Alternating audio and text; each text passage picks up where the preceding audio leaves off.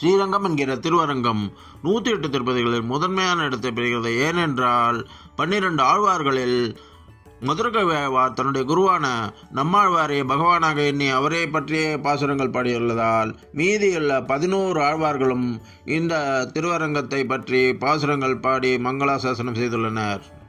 மூலவர் ரங்கநாதர், உற்சவர் நம்பெருமாள், தாயார் ரங்கநாயகி தாயார் பிரணவாக்கிருதி விமானம் தெற்கு திசை நோக்கி சயன திருக்கோலத்தில் தரிசனம் தருகிறார்.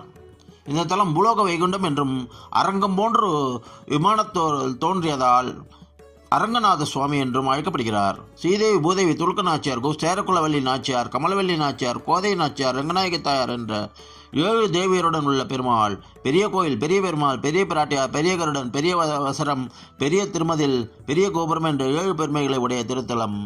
திருப்பாணாழ்வார், ராமானுஜர் போன்ற பலர் முக்தி அடைந்த ஸ்தலம்.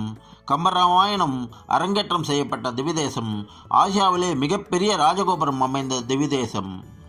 வளரும் நெற்கதிர்கள், அசையும் கொடிமரம், ஸ்ரீ ராமானுஜரின் திருமேனி, தேயும் அரங்கனின் செருப்புகள், அரங்கனின் ஜொலிக்கும் கண்கள், 5 குழி 3 வாசல், ரங்க விமானம் போன்ற 7 அதிசயங்களை கொண்டது.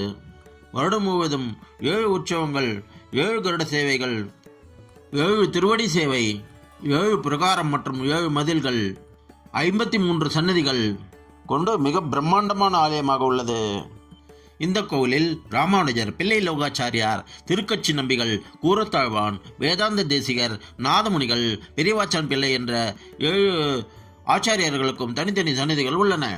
வருடத்துக்கு 7 முறை நம்பெருமாள் தங்க குதிரை வாகனத்தில் எழுந்தருளும் உற்சவம் நடைபெறுகிறது.